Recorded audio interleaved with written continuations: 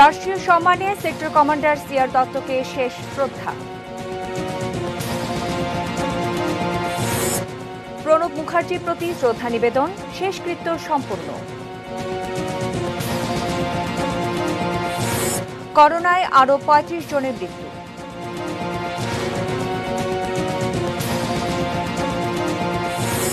দেশের ইতিহাসে record reserve $৩৯০০ কোটি। স্বীকারোক্তি দেননি বিমান শেষে কারাগারে ওসি প্রদীপ। এবং বিরোধের জের ধরে কিশোর মুন্না হত্যা, গ্রেপ্তার ১৭।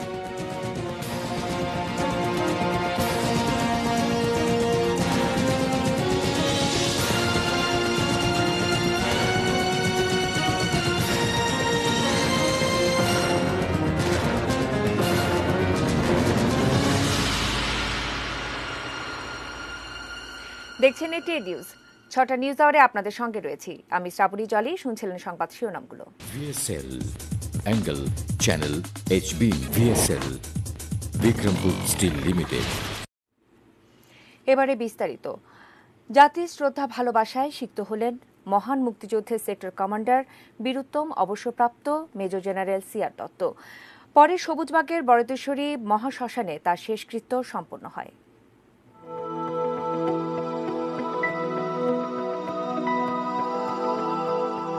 সকাল থেকেই আকাশ জুড়ে কালো মেঘ, সেই সাথে জাতির এক সূর্য সন্তানের বিদায় ধ্বনি। তবে কি এজন্যই ঢাকা দেখল না আজ সূর্যের মুখ? উনি একটা পূর্ণ জীবন পেয়েছিলেন, তাই না? এবং এই জীবনে অনেক কিছু করেছেন যেগুলি না করলে হয়তো আমরা বাংলাদেশ পেতাম না। জেনারেল দত্তও ছিলেন একজন অসাম্প্রদায়িক। জেনারেল দত্তও ছিলেন শোষিতের পক্ষে। বঙ্গবন্ধু যেটা বলেছিলেন, শোষকের বিরুদ্ধে। শোকের মাস অগাস্টের ২৫ তারিখে ৯৩ বছর বয়সী এই জাতীয় যোদ্ধার জীবনাবসান হয়েছে। তবে এমন যোদ্ধাকে শেষবারের মতো ভালোবাসা আর শ্রদ্ধা জানাতে এ বাংলার অপেক্ষাটা সপ্তাহখানেকের। সকালে বনানী DOHS-এ আনা হয় চিত্তরঞ্জন দত্তের মরদেহ। সে যখন ৭১-এ যুদ্ধ করলো, তার মেইন কারণ তো ছিল সে যুদ্ধ করলো দেশের জন্য, not for a particular race or religion anything like that, তাই না? তো ওই স্বপ্ন ডেফিনেটলি চাই এটা, এবং আমি তো মনে করি এটা অনেক I can see the improvement. হ্যাঁ, হোপফুলি ইমপ্রুভ মোর।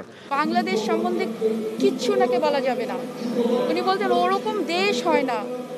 এবং ওনার একটা কথা আছে, তোমরা যেখানেই থাকো, যেই জায়গায় থাকো, যেই দেশে থাকো, দেশকে ভালোবাসবে। বাংলাদেশ হিন্দু বৌদ্ধ খ্রিস্টান ঐক্য পরিষদের প্রতিষ্ঠাতা সভাপতি তিনি। মঙ্গলবার ঢাকেশ্বরী মন্দিরে শেষবারের মতো সিআর দত্ত। ফুলের তোড়ায় মুড়িয়ে যাওয়া কফিন প্রমাণ করে কত প্রাণে মুক্তি আর সাম্য গেঁথে গেছেন তিনি। এই দেশটা অর্জন করার পিছনে এই জেনারেল দত্তের মতো যারা নাকি ওই সময় ছিল তাদেরকে স্মরণ করা প্রয়োজন। বঙ্গবন্ধুর স্বপ্নের বাংলাদেশটি পুনঃপ্রতিষ্ঠিত হোক, ৭২-এর সংবিধান অবিকৃতভাবে ফিরে আসুক, এই জন্যেই তার এই লড়াইটি তিনি আজীবন অব্যাহত রেখেছেন। দেশের যে কোনো ক্রান্তিকালে তার ভূমিকা জাতিকে সঠিক পথ নির্দেশক হিসাবেই সবসময় দিক নির্দেশনা দিয়েছেন, দায়িত্ব পালন করেছেন। তার মৃত্যুতে দেশ এবং জাতি তার এক মহান সন্তানকে হারালো।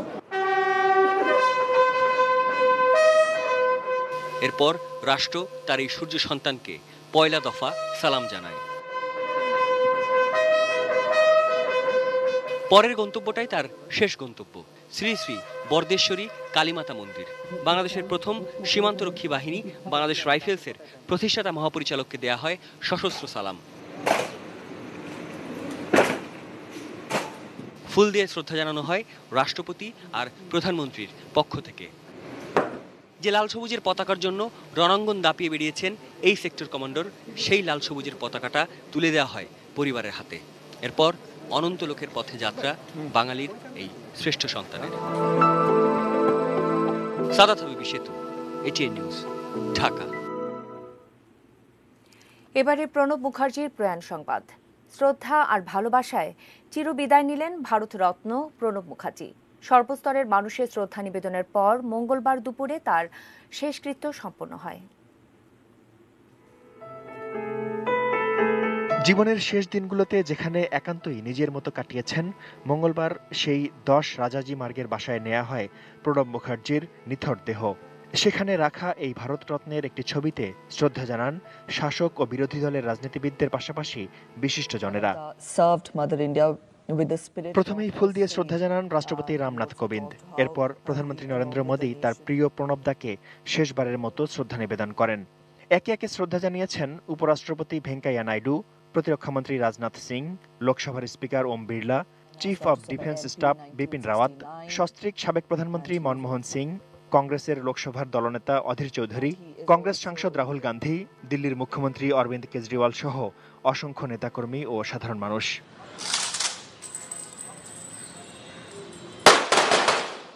প্রায় 3 সপ্তাহ চিকিৎসাধীন থাকার পর সোমবার সবাইকে কাঁদিয়ে চলে যান প্রণব মুখার্জি। চিকিৎসাধীন অবস্থায় তিনি করোনায় আক্রান্ত হয়েছিলেন। সেই কারণেই তার শেষকৃত্য হয়েছে স্বাস্থ্যবিধি মেনে। সামরিক গাড়ির বদলে মরদেহ লোধি রোড মহাশ্মশানে নিয়ে যাওয়া হয় বিশেষ গাড়িতে। প্রণব মুখোপাধ্যায় শুধুই একজন কংগ্রেস নেতা বা কুশলী মন্ত্রী ছিলেন না, একজন রাজনীতিক থেকে হয়ে উঠেছিলেন জননন্দিত রাষ্ট্রনায়ক। Shaon Mahfuz, desk report, ATN news.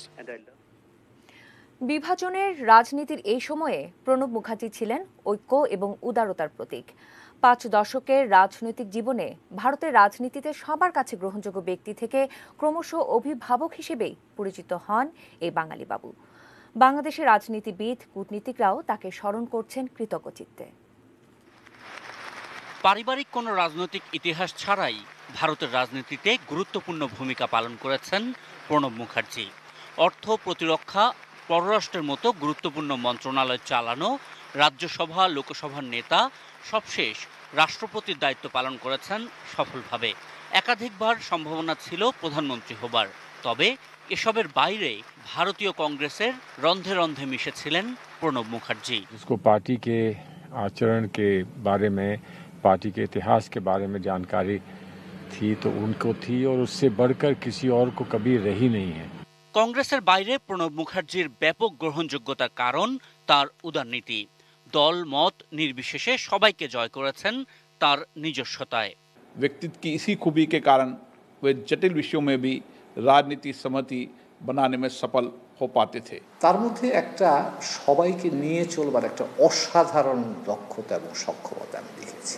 সকল মত পথকে সমন্বয় করে একটা জায়গা তৈরি করতে পারেন যেখানে সকলকে নিয়ে পথ চলতে পারে। প্রণববাবু কিন্তু এই গুণটা, অসাধারণ গুণটা ছিল। ভারতে বাংলাদেশের ডেপুটি হাইকমিশনার হিসেবে দায়িত্ব পালনকালে প্রণব মুখার্জিকে খুবই কাছে থেকে দেখেছেন সাবেক রাষ্ট্রদূত এম হুমায়ুন কবির। তার চোখে প্রণব মুখার্জি মানে রাজনীতির সজ্জন ব্যক্তি। আগের রাজনীতিবিদদের মধ্যে যে উদারতার বিষয়টা আমরা শুনতাম, জানতাম, সম্ভবত প্রণববাবু হয়তো সেই উদার রাজনৈতিক যে জেনারেশন তার শেষ প্রতিভূ ছিল। শুধু ভারত না, বাংলাদেশও কৃতজ্ঞ প্রণব মুখার্জির কাছে।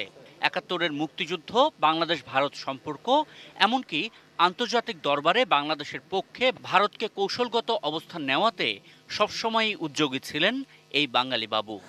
যে কোনো ক্রাইসিসের সময় আন্তর্জাতিক যে সমস্ত চাপ আসতো, সেই সব সময় ভারতের পক্ষ থেকে উনি আমাদের পক্ষ নিয়ে সমর্থন করতেন, আমাদের পক্ষ নিতেন এবং আমাদের সহযোগিতা করতেন, যাতে করে আমরা এই সমস্ত ক্রাইসিসগুলো উত্তরণ ঘটাতে পারি। সেই ৭১-এর দিনগুলোতে তার যে বাংলাদেশের প্রতি সহানুভূতি, সেটা আমার হৃদয়ে এখনো ভেসে ওঠে। সুদিনে দুর্দিনে সব সময় তিনি বাংলাদেশের পাশে ছিলেন।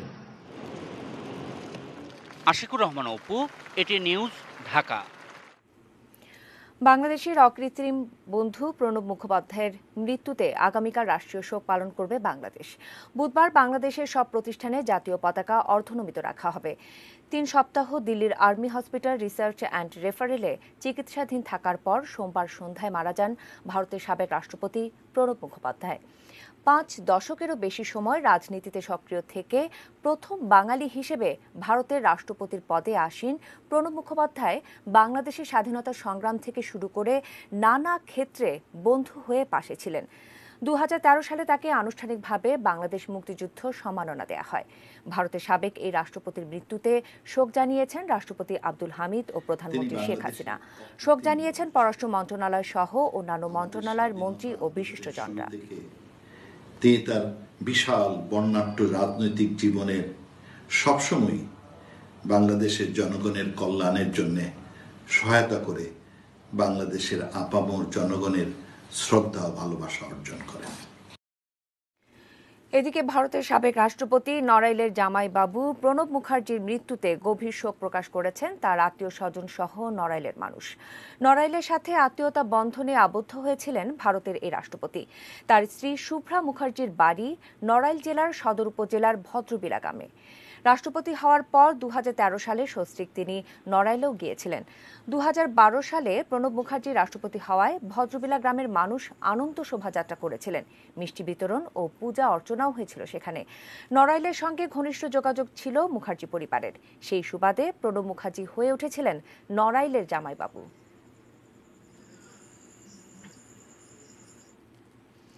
এবারে অন্য প্রসঙ্গ জানাবো দেশের করোনা পরিস্থিতি। করোনায় আরও 35 জনের মৃত্যু হয়েছে, আর এই নিয়ে দেশে করোনায় আক্রান্ত হয়ে মোট মৃত্যু হল 4316 জনের। মঙ্গলবার করোনা পরিস্থিতি নিয়ে সংবাদ বিজ্ঞপ্তিতে এই তথ্য জানায় স্বাস্থ্য অধিদপ্তর। 24 ঘণ্টায় দেশের 92টি ল্যাবে 12,209 জনের নমুনা পরীক্ষা হয়েছে। তাতে নতুন করে শনাক্ত হয়েছে 1950 জনের। গত 24 ঘণ্টায় শনাক্তের হার 15.97%। মোট শনাক্তের সংখ্যা 3,14,946। সবশেষ 3,290 জনকে নিয়ে এই পর্যন্ত মোট সুস্থ হয়েছেন 2,08,177 জন। গণপরিবহনে 60% বর্ধিত ভাড়া প্রত্যাহারের প্রথম দিন থেকেই কার্যকর করা হয়েছে এবং বাড়তি ভাড়া বাতিল হওয়ায় স্বস্তিতে যাত্রীরা। তবে দূরপাল্লার বাসে স্বাস্থ্যবিধি কিছুটা মানা হলেও রাজধানীতে তা অনুপস্থিত। 1 সেপ্টেম্বর থেকে আগের ভাড়া কার্যকর, এমন ঘোষণায় রাজধানীর বিভিন্ন বাস টার্মিনালে এভাবে সাইনবোর্ড ঝুলিয়ে আগের ভাড়ায় ফেরার ঘোষণা দিয়েছে অনেক পরিবহন। প্রতিটি কাউন্টারের সামনে টানানো হয়েছে ভাড়ার চার্ট। বাড়তি ভাড়া প্রত্যাহার হওয়ায় স্বস্তি রয়েছে যাত্রীদের। আগে ছিল 550 টাকা, এখন আছে 330 টাকা। গুলিস্তান থেকে কোনাবাড়ি ভাড়া ছিল 60 টাকা, এখন 60 টাকা নিচ্ছে। একসিট একজন করে যাইতাম, ভাড়াটা বল দিত, এখন একসিট দুইজন করে যাই, ভাড়া নেই এলো পূর্বের ভাড়া। টার্মিনালগুলোতে বাসে ওঠার সময় জীবাণুনাশক স্প্রে দেয়া হচ্ছে। বাধ্যতামূলক করা হয়েছে মাস্কের ব্যবহার। মাস্ক ছাড়া করে যাত্রী যাবে না। প্রথম কথা, হ্যান্ড স্যানিটারি আমার গাড়িতে অলরেডি যাচ্ছে এবং কাউন্টারও থাকছে। দুইজন বসতেছে, মাস্ক বাধ্যতামূলক। আমাদের ড্রাইভার, সুপারভাইজার, হেল্পার যারা আছেন ওনারাও মাস্ক পরিধান করতেছেন। সার্বিক পরিস্থিতি তদারকিতে রাজধানীতে 8টি ভ্রাম্যমাণ আদালত পরিচালনা করেছে বিআরটিএ। তবে এর একটিতেও বাড়তি ভাড়া আদায়ের অভিযোগ আসেনি। সকলকে বাধ্যতামূলকভাবে মাস্ক পরিধান করতে হবে। যত আসন তত যাত্রী, অর্থাৎ দাঁড়িয়ে যাত্রী পরিবহন করা যাবে না। মালিক শ্রমিক নেতৃবৃন্দ এ ব্যাপারে প্রতিশ্রুতি দিয়েছেন। দূরপাল্লার বাসে চার্ট অনুযায়ী ভাড়া নেওয়া হলেও রাজধানীতে চলাচলকারী গণপরিবহনে বাড়তি ভাড়া চেয়েছেন অনেক পরিবহন কর্মী। স্বাস্থ্যবিধি মানা নিয়েও অভিযোগ রয়েছে যাত্রীদের। এখন আর্থিক দিক থেকে সুবিধা, কিন্তু করোনার যে প্রভাবটা এখন রয়েছে সেই হিসাবে তো দেখা যাচ্ছে যে সমস্যা হতে পারে, রিস্ক এটা আর কি। ভাড়া আসলে ক্যাচাল করে, বুঝছেন, ওই সাধারণ পাবলিক পাইলে একটু বেশি নিতে চায়, এর নিয়ে পরে ভেজাল করে। Ferdous Rahman, ATN news, Dhaka.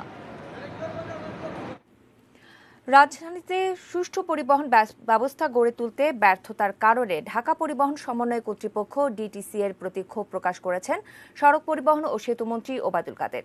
মঙ্গলবার ডিটিসি এ কর্মকর্তাদের সঙ্গে মতবিনিময় সভায় ভিডিও কনফারেন্সে যুক্ত হয়ে মন্ত্রী বলেন, সমীক্ষা আর সম্ভাব্যতা যাচাই ছাড়া ডিটিসি এতে কোনো কাজ হতে দেখেন না তিনি। কবে শেষ হবে সমীক্ষা, কখন নেওয়া হবে প্রকল্প, আর কখনই বা কাজ হবে? ডিটিসি এর শুধু সমীক্ষা আর সম্ভাব্যতা যাচাইয়ের মধ্যে ঘুরপাক খাচ্ছে। যে কাজই দেওয়া হয় শুধু সমীক্ষা আর সমীক্ষা। যত মিটিং করি শুধু সমীক্ষার কথা শুনি। করোনাকে প্রতিপক্ষ দাঁড় করিয়ে অনেক কাজেই গতিশীলতা বাধাপ্রাপ্ত হচ্ছে। এটা খুবই দুঃখজনক। এদিকে করোনার মধ্যেও বৈদেশিক মুদ্রার রিজার্ভে রেকর্ড করল বাংলাদেশ। দেশের ইতিহাসে এই প্রথম রিজার্ভের অঙ্ক ছাড়ালো ৩,৯০০ কোটি ডলারেরও বেশি। করোনাকালে যখন পুরো বিশ্বই টালমাটাল, তখন কিভাবে সম্ভব হলো এই অর্জন? এই প্রশ্নের উত্তর খুঁজেছেন গোলাম কাদের রবু তার দ্বিতীয় পর্বের ধারাবাহিকে। করোনার আতঙ্ক কাটেনি পুরোপুরি, তারপরেও বিশ্বজুড়েই লকডাউন উঠে গেছে কিছুদিন আগেই। এ যেন জীবনের ঝুঁকি নিয়েই জীবিকার তাগিদ।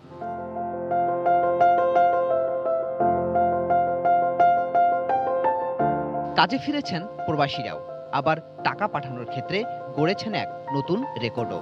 জুলাই মাসেই পাঠিয়েছেন 260 কোটি ডলার। দেশের ইতিহাসে এক মাসে এত অর্থ আসেনি কখনোই। আগের জুন মাসেও আসে গেল অর্থ বছরের মধ্যে সবচাইতে বেশি 183 কোটি ডলার। অবশ্য ঘুরে দাঁড়ানোর শুরুটা ছিল মে মাস থেকেই। রেমিটেন্সের এই বাড়তি করতেই পাল্টে দেয় পুরো অর্থ বছরের হিসাব নিকাশও। রেমিটেন্স বাড়ার পেছনে একটা বড় কারণ হলো যে যেসব শ্রমিকরা হয়তো দেশে ফিরে আসছেন অথবা দেশে ফিরে আসতে হবে, তারা তাদের সঞ্চিত অর্থ অনেক ক্ষেত্রেই দেশে পাঠিয়েছেন। দেশের পরিবারের যে দুরবস্থা তার ভিতরেও তারা কষ্ট করে হলেও সেটা পাঠিয়েছেন। বিষয়টি যতটা আশাবাদের, তার আগের চিত্র ছিল ততটাই হতাশার। করোনার সময়ে বিশ্বব্যাপী লকডাউনে বিপাকে পড়ে প্রবাসীরাও, যার শুরুটা হয়েছিল মার্চে। ছড়িয়ে পড়ে প্রবাসীদের চাকুরি হারানো বা কাজ না পাওয়ার শঙ্কাও। এমন পরিস্থিতিতেই দেশে ফেরেন হাজার হাজার প্রবাসী। সব মিলে বড় আশঙ্কা তৈরি হয় তাদের পাঠানো অর্থ বা রেমিটেন্স নিয়েও। রেমিটেন্স কমে যায় মার্চ আর এপ্রিলে। অবশ্য সে ধাক্কা কাটিয়ে পরিস্থিতি ঘুরে দাঁড়ায় মে থেকে, যার ধারাবাহিকতা চলছে এখনো। এভাবে রেমিটেন্স বাড়ায় বাড়ছে রিজার্ভ। হিসাব বলছে এটা দিয়ে মেটানো যাবে 9 মাসেরও বেশি আমদানি খরচ। 2% একটা ইনসেন্টিভ দেওয়া হয়েছিল, সেটার কারণে অনেকেই হুন্ডিতে না পাঠিয়ে তোমার টাকাগুলো ব্যাংকিং সিস্টেমের মাধ্যমে পাঠাচ্ছে। প্রবাস আয় বাড়ার কারণে এক্সপোর্ট আবার ধীরে ধীরে বাড়ছে বলে, এবং আমাদের বৈদেশিক সাহায্য আসছে, সেগুলো সব মিলে কারণে আমাদের এখানে রিজার্ভ বাড়ছে। বিশ্লেষকরা বলছেন রেমিটেন্সের পাশাপাশি ছিল বিদেশি ঋণ সহায়তা আর তেলের দাম কম থাকায় আমদানি খরচ কমে যাওয়াতেও মজুদ বেড়েছে বিদেশি মুদ্রার। সব মিলেই আসলে রিজার্ভ বেড়েছে। গোলাম কাদের রবু, এটিএন নিউজ, ঢাকা। দর্শক, আমরা আছি 6টা নিউজ আওয়ারে। নিচে ছোট্ট একটি বিরতি, সঙ্গে থাকুন।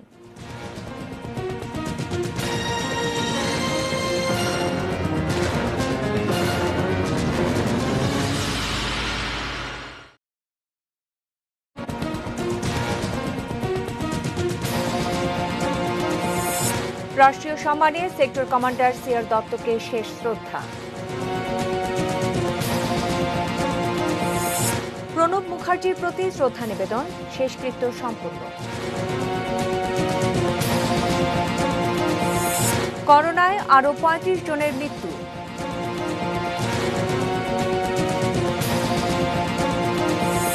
দেশের ইতিহাসে রেকর্ড রিজার্ভ 3900 কোটি ডলার।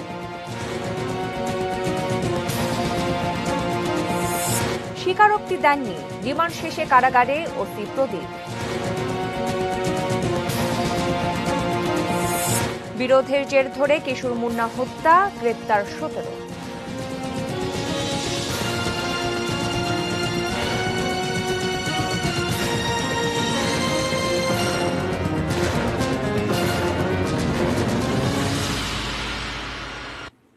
সংবাদ শিরোনামগুলো আরও একবার জানিয়ে আবারও আমন্ত্রণ জানাচ্ছি 6টা নিউজ আওয়ারে। অবসরপ্রাপ্ত মেজর সিনহা হত্যা মামলায় বরখাস্ত ওসি প্রদীপ কুমার দাস স্বীকারোক্তিমূলক জবানবন্দি দেননি। চতুর্থ দফায় 15 দিনের রিমান্ড শেষে আবারও কারাগারে পাঠানো হয়েছে তাকে। বরখাস্ত ওসি প্রদীপকে বিকেল 4টার দিকে কক্সবাজার সিনিয়র জুডিশিয়াল ম্যাজিস্ট্রেট তামান্না ফারার আদালতে হাজির করা হয়। বিচারক তাকে জেল হাজতে পাঠানোর নির্দেশ দেন। মামলার তদন্তকারী কর্মকর্তা র্যাব 15 এর সিনিয়র সহকারী পুলিশ সুপার খায়রুল ইসলাম জানান, রিমান্ডে গুরুত্বপূর্ণ তথ্য দিয়েছে প্রদীপ। সেসব তথ্য যাচাই বাছাই করা হচ্ছে। এর আগে দুপুরে সিনহা হত্যার ঘটনায় পুলিশের দায়ের করা মামলার 3 সাক্ষীকে তৃতীয়বারের মতো আবারও 3 দিনের রিমান্ডে নেওয়া হয়েছে। 3 দিনের রিমান্ডে নিয়েছে র্যাব। তারা হলেন টেকনাফের বাহারছড়ার নুরুল আমিন, নিজামুদ্দিন ও মোহাম্মদ আইয়াস।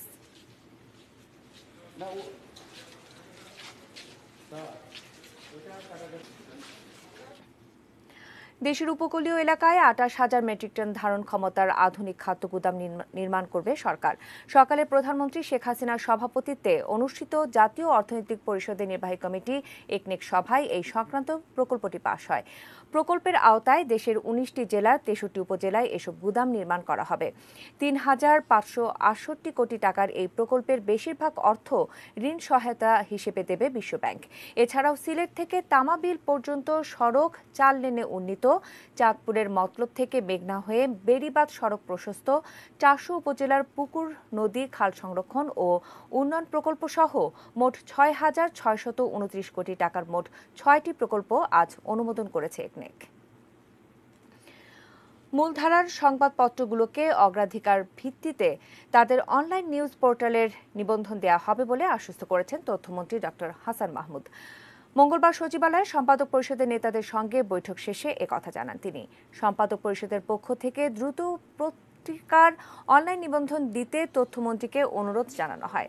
তথ্যমন্ত্রী জানান, পত্রিকাগুলোর বকেয়া সরকারি বিল দ্রুত পরিশোধ করতে আবারও তাগাদা পত্র দেবে তথ্য মন্ত্রণালয়। এর আগে সভায় তথ্যমন্ত্রী বলেন, করোনাকালে গণমাধ্যমের মধ্যে সংবাদপত্রের সংকট সবচাইতে বেশি। এ সময় করোনা মোকাবেলায় মূলধারার গণমাধ্যমের ভূমিকার প্রশংসা করেন। বের হয় সেগুলোর অনলাইন রেজিস্ট্রেশনে দেওয়ার ক্ষেত্রে খুব বেশি তদন্তের প্রয়োজন নাই, কারণ এগুলো অলরেডি তদন্ত করেই মোটামুটিভাবে সেই পত্রপত্রিকাগুলো বের হয়, অনেকগুলো স্ক্রিনিংয়ের মাধ্যমে বের হয়। তো আমরা এগুলো অগ্রাধিকার ভিত্তিতে আমরা পত্রিকাগুলোর অনলাইন রেজিস্ট্রেশনের, অনলাইন ভার্সনগুলোর রেজিস্ট্রেশনের আমরা ব্যবস্থা করব। এক আশুরায় বিরোধের শুরু, পরের আশুরায় হত্যা করা হয় কিশোর মুন্নাকে। সিসি ক্যামেরার ফুটেজ বিশ্লেষণ ও জড়িতদের সাক্ষ্য প্রমাণের ভিত্তিতে ওয়ারির এই হত্যার ঘটনায় অংশ নেয়া ১৩ কিশোর সহ ১৭ জনকে গ্রেপ্তার করেছে পুলিশ। আরও জানাচ্ছেন সাব্বির আহমেদ। ঘটনার শুরু ১ বছর আগে। তাজিয়া মিছিলে কথা কাটাকাটির পর বিবাদে জড়ায় ওয়ারির বাসিন্দা কয়েকজন কিশোর। পরে সেদিনই তাজিয়া মিছিলের সময় মুন্না ও তার বন্ধু বিজয় সহ কয়েকজনকে মারধর করে অন্য ৩ কিশোর, বাপ্পি, সায়েম এবং ফেরদৌস। ১ বছর পর এবারের তাজিয়া মিছিলের দিনই বাপ্পি, সায়েমকে মারধর করে বিজয় ও মুন্নারা। সকালের মারধরের প্রতিশোধ নিতে সংগঠিত হয়ে বিকালে আবারও মুন্না তার বন্ধু শাহিনের ওপর চড়াও হয় বাপ্পি, সায়েম ও ফেরদৌস সহ তাদের বন্ধুরা। গুরুতর আহত মুন্নাকে হাসপাতালে নিলে চিকিৎসক মৃত ঘোষণা করেন, আর মুন্নার বন্ধু শাহিন এখনো হাসপাতালে। সায়েম এবং বাপ্পি এরা গত বছর এই আশুরার দিনেই যখন তাজিয়া ফিরছিল, তখন তাদের বিজয় নামে নবাবপুর রোডে একজন টেকেরহাট এলাকার তার সাথে গায়ে ধাক্কা লাগে।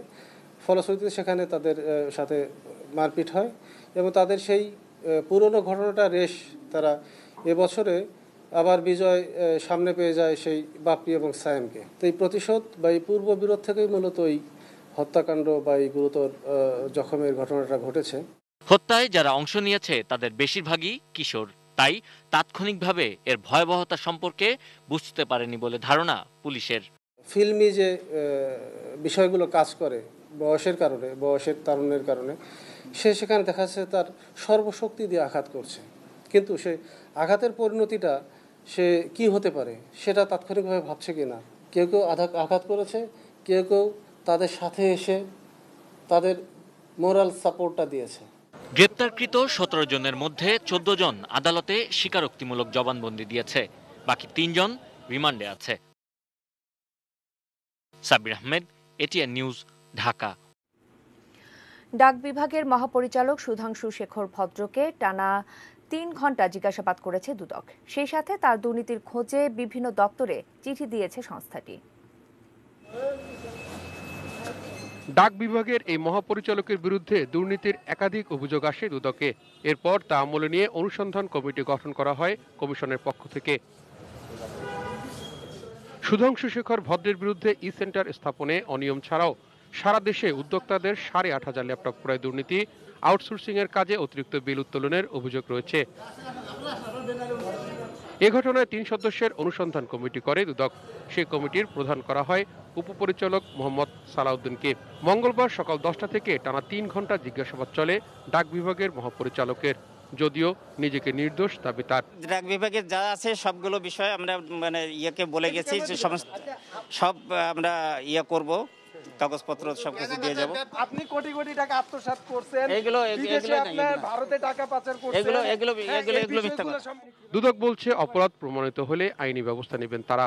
তার কাছ থেকে তথ্য পাওয়া যায় কিনা সেই বিষয়গুলো তাকে জিজ্ঞাসাবাদ করেছেন এবং এই সমস্ত কেনাকাটা সংক্রান্ত বিষয় এবং প্রকল্প সংক্রান্ত বেশ কিছু কাগজপত্র চাওয়া হয়েছে। বিদেশে টাকা পাচারের অভিযোগও রয়েছে সুধাংশু শেখর ভদ্রের বিরুদ্ধে। Tahud Sourav, ATN news, Dhaka. Vietnam থেকে ফিরিয়ে আনা 83 বাংলাদেশিকে কারাগারে পাঠানো হয়েছে। দুপুরে সিএমএম কোর্টের চিফ জুডিশিয়াল ম্যাজিস্ট্রেট দেবদাস চন্দ্র অধিকারী এই আদেশ দেন। দালালদের খপ্পরে পড়া এসব বাংলাদেশিকে গত 18 আগস্ট ভিয়েতনাম থেকে একটি বিশেষ ফ্লাইটে দেশে ফিরিয়ে আনা হয়। পরে ফেরত 107 জনকে উত্তরায় দিয়াবাড়িতে কোয়ারেন্টিনে রাখা হয়েছিল। কোয়ারেন্টিন শেষে 83 জনকে 54 ধারায় গ্রেফতার দেখিয়ে সিএমএম কোর্টে তোলে পুলিশ। গ্রেফতারকৃতরা ভিয়েতনামে অবস্থিত বাংলাদেশি এমবেসি দখলের চেষ্টা করেছিলেন বলে অভিযোগ রয়েছে।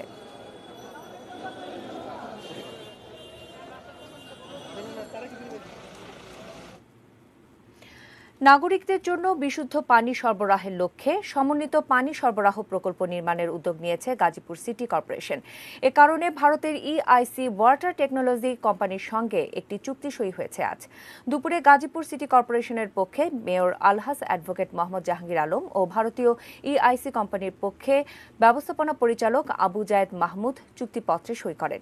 সিটি কর্পোরেশনের আঞ্চলিক কার্যালয়ে চুক্তি স্বাক্ষর অনুষ্ঠানে সিটি মেয়র জানান, 8,500 কোটি টাকা ব্যয়ে নির্মিত এই প্রকল্পটি বাস্তবায়িত হলে গাজীপুর সিটি কর্পোরেশনকে 8টি জোনে ভাগ করে নাগরিকদের মাঝে বিশুদ্ধ পানি সরবরাহ করা সম্ভব হবে।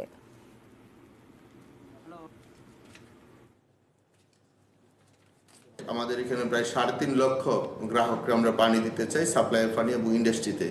সেজন্য আমরা প্রাথমিকভাবে একটা সিগনেচার করেছি। এটা আমাদের গাজীপুর সিটি কর্পোরেশনের সাথে আমরা কেন্দ্রীয় সরকারের সহযোগিতায় এবং ইন্ডিয়া এবং বাংলাদেশ যৌথভাবে সেই কাজটি করার জন্য প্রথম পর্যায়ে আমরা এগ্রি হয়েছি। জানাবো সোশ্যাল ইসলামী ব্যাংক লিমিটেড বাণিজ্য সংবাদ।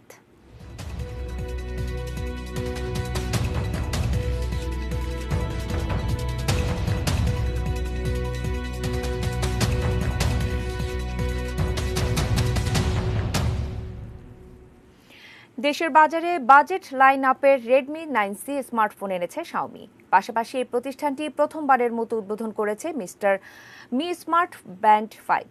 সকালে ভার্চুয়াল মাধ্যমে এই দুটি ডিভাইসের মোড়ক উন্মোচিত হয়। শাওমি বাংলাদেশের country general manager Ziauddin Chowdhury জানান, নতুন এন্ট্রি লেভেলের রেডমি 9C ফোনটিতে রয়েছে 6.53 ইঞ্চির বড় আকারের ডট ড্রপ ডিসপ্লে। এর 5000 mAh এর শক্তিশালী ব্যাটারি ব্যবহারকারীদের দেবে দীর্ঘক্ষণ ব্যবহারের সুবিধা।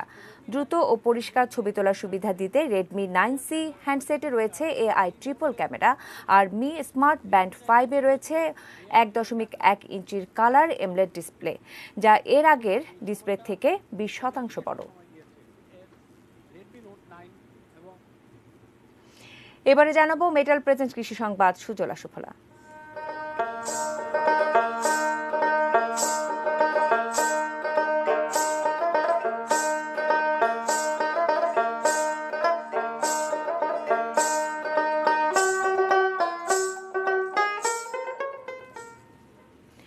জোয়ারের পানি ও বৃষ্টিতে ঝালকাঠিতে অনেক জমির বীজতলা ও রোপা আমনের চারা পচে গেছে। আমন ধানের লক্ষ্যমাত্রা অর্জন হবে কিনা দেখা দিয়েছে সেই সংশয়। ঝালকাঠি প্রতিনিধি শ্যামল সরকারের পাঠানো তথ্যছবিতে দেখে নিব ডেস্ক রিপোর্ট। ঝালকাঠিতে চলতি মৌসুমে 48,000 হেক্টর জমিতে আমন আবাদের লক্ষ্যমাত্রা নির্ধারণ করা হয়েছে। আবাদ হয়েছে মাত্র 10,125 হেক্টর জমিতে, যা লক্ষ্যমাত্রার শতকরা 18 ভাগের মতো। এবার মৌসুমের শুরুতেই কয়েক দফা বন্যা এবং অতিবৃষ্টিতে বীজতলা ও রোপা আমনের চারা পচে যায়। জমি থেকে পানি না নামায় চাষও করা যাচ্ছে না। বীজতলা নষ্ট হওয়ায় দেখা দিয়েছে চারা সংকট। যে পরিমাণ চারা অবশিষ্ট আছে তা দিয়ে লক্ষ্যমাত্রার অর্ধেক জমিও রোপণ করা যাবে না। চাষিদের অভিযোগ, সংকটের এই সময়ে কৃষি বিভাগ থেকে কোনো খোঁজ খবর নেওয়া হচ্ছে না। আমাকে বীজ পেরা পচে গেছে, ধান ফান পচে গেছে, কৃষি অফিসাররা আমাকে কোনো যোগাযোগ করে না। সব বীজ পচে যাওয়ার পর এখন যে বীজ কোনো জায়গায় কিনে লাগামু এরামও কেউ বীজ নাই। পানি নামতে পারে না, নদীতে ওঠে কিন্তু নামতে পারে না। নামানোর কোনো ব্যবস্থা আমাদের এখানে পচে গেছে। আমাদের ফসল কোনো ফসলই সুস্থভাবে আমরা ঘরে দিতে পারি। তবে কৃষি বিভাগের দাবি, বীজতলা ক্ষতিগ্রস্ত হলেও লক্ষ্যমাত্রা অর্জনে কোনো সমস্যা হবে না। প্রণোদনা হিসেবে 120টি বেডের বরাদ্দ পেয়েছি। বিভিন্ন উপজেলায় 4টি উপজেলায় আমরা বিভাজন করে দিয়েছি। 120টা বাসমান বেডই বাস্তবায়ন হয়েছে। যদি এরকম কোনো বীজতলা ক্ষতি হয় আমরা এখান থেকে পুষিয়ে নিতে পারবো। জিনিয়া ইসলাম, ডেস্ক রিপোর্ট, ATN নিউজ। আবারও সময় হলো বাহ্যিক ডিজিটাল বিরতি নেবার, ফিরে এসে আরো জানাচ্ছে।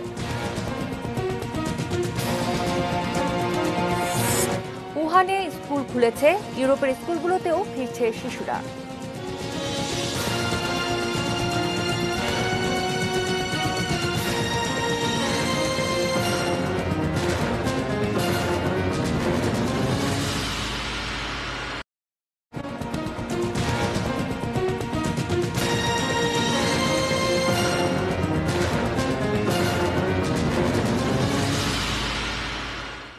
বিরতি থেকে আবারও ফিরে এলাম 6টা নিউজ আওয়ারে, আর ফিরে এসে এবারে জানাবো দেশের বাইরের খবর।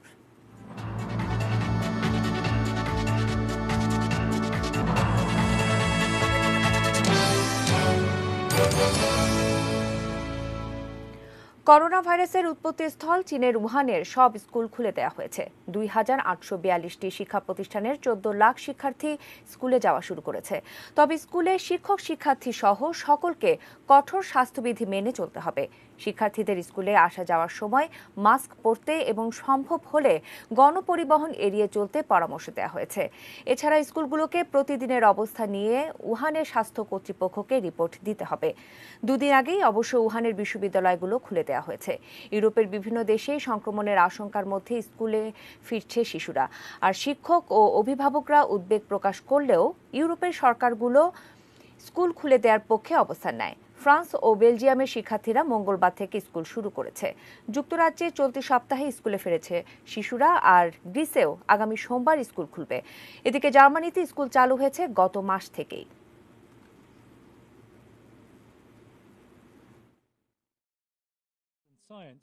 Instead, students were taught about hygiene. Parliament নির্বাচন সামনে, এমন সময় 110 বিরোধী নেতাকে ক্ষমা করার ঘোষণা দিয়েছেন ভেনেজুয়েলার president Nicolas Maduro. The Washington Post জানিয়েছেন, তাদের মধ্যে বিরোধী নেতাদের মধ্যে কারাবন্দী, বিদেশি দূতাবাসে আশ্রয় নেওয়া কিংবা দেশ ছেড়ে পালানো নেতারাও রয়েছেন। সোমবার যোগাযোগ মন্ত্রী জর্জ রদ্রিগেজ ক্ষমাপ্রাপ্তদের তালিকা প্রকাশ করে জানান, জাতীয় ঐক্য সংহত করার উদ্দেশ্যেই এই পদক্ষেপ। তবে নির্বাচনের জালিয়াতির আশঙ্কায় তা বর্জনের ঘোষণা দিয়েছেন যুক্তরাষ্ট্র সমর্থিত দেশটির স্বঘোষিত প্রেসিডেন্ট ও বিরোধী দলীয় নেতা জুয়ান গুইদো। তীব্র অর্থনৈতিক সংকট আর উচ্চ মুদ্রাস্ফীতির জেরে তৈরি হওয়া গণক্ষোভের জের ধরে 1 বছরের বেশি সময় আগে নিজেকে ভেনেজুয়েলার প্রেসিডেন্ট ঘোষণা করেন জুয়ান গুইদো। প্রেসিডেন্ট মাদুরোকে উৎখাত করতে তাকে সমর্থন দেয় যুক্তরাষ্ট্র সহ বেশ কয়েকটি দেশ। তবে নিজ দেশের সেনাবাহিনী ছাড়াও রাশিয়া, চীন, কিউবা, তুরস্ক ও ইরানের মতো আন্তর্জাতিক মিত্রের সমর্থনে এখনও শাসনভার ধরে রেখেছেন নিকোলাস মাদুরো। জানাবো খেলার খবর।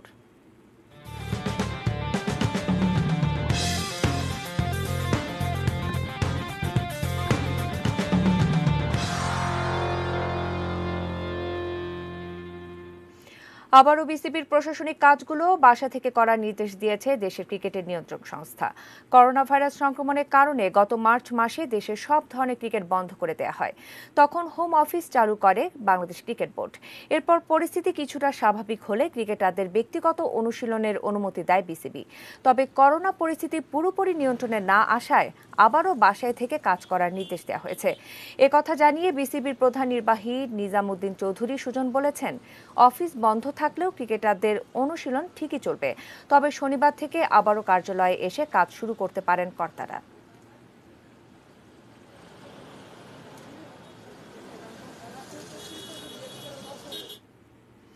ইংল্যান্ড পাকিস্তানের তৃতীয় ও শেষ টি-20 আজ ওল্ড ট্রাফোর্ডে ম্যাচ শুরু হবে বাংলাদেশ সময় রাত 11টায়।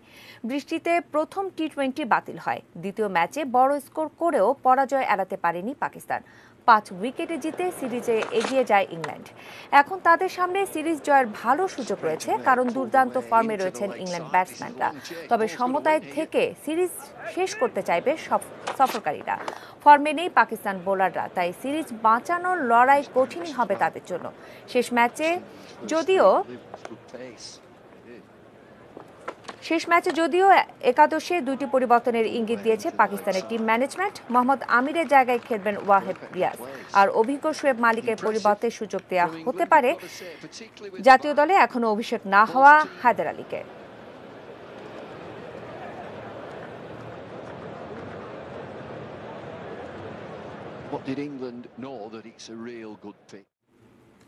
জানাবো বিশ্ব ফুটবলের খবর। লা লিগা 2020-21 মৌসুমের সূচি প্রকাশ করা হয়েছে। আগামী 13 সেপ্টেম্বর থেকে শুরু হবে নতুন মৌসুমের খেলা। এল ক্লাসিকো রিয়াল মাদ্রিদ ও বার্সেলোনার প্রথম লড়াইটি বার্সার মাঠ ক্যাম্প নুতে অনুষ্ঠিত হবে আগামী 25 অক্টোবর। আর ফিরতি লেগ হবে রিয়াল মাদ্রিদের মাঠ সান্তিয়াগো বার্নাবুতে আগামী বছরের 11 এপ্রিলে। নতুন মৌসুম শুরু হওয়ার এক সপ্তাহ পরে মাঠে নামবে বর্তমান চ্যাম্পিয়ন রিয়াল মাদ্রিদ। কারণ পিছিয়ে যাওয়া চ্যাম্পিয়ন্স লিগে অংশ নেওয়ায় তাদের মৌসুমটা ছিল দীর্ঘায়িত। ফলে Real Madrid, Getafe, Barcelona, Elche ও অ্যাটলেটিকো মাদ্রিদ, সেভিয়ার শুরুর দিকের নির্ধারিত ম্যাচগুলো স্থগিত থাকছে, যাতে খেলোয়াড়রা একটু বিশ্রামের সুযোগ পান। আগামী 20 সেপ্টেম্বরই রিয়াল সেসিয়াদের বিপক্ষে নিজেদের প্রথম ম্যাচে মাঠে নামবে রিয়াল মাদ্রিদ। এর এক সপ্তাহ পর ঘরের মাঠে ভিয়ারিয়ালকে আতিথ্য দেবে বার্সেলোনা। আগামী বছরের 23 মে লিগের শেষ রাউন্ড মাঠে গড়াবে।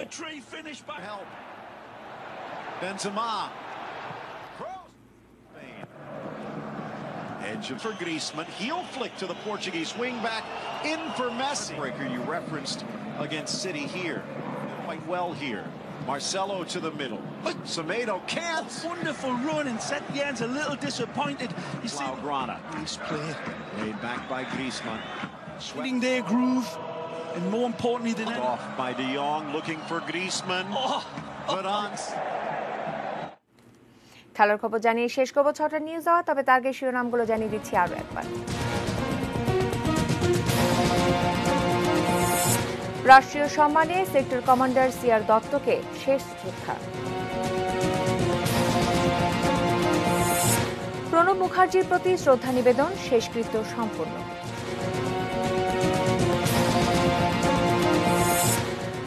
করোনায় আরো 35 জনের মৃত্যু।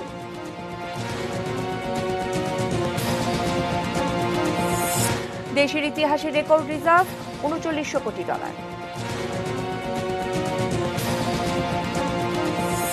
স্বীকারোক্তি দেননি রিমান্ড শেষে কারাগারের ওসি প্রদীপ। বিরোধের জের ধরে কিশোর মুন্না হত্যা, গ্রেপ্তার 17। ডাক বিভাগের মহাপরিচালককে দুদকে জিজ্ঞাসাবাদ। এবং স্কুল খুলেছে উহানে, এদিকে ইউরোপের স্কুলগুলোতেও ফিরছে শিশুরা।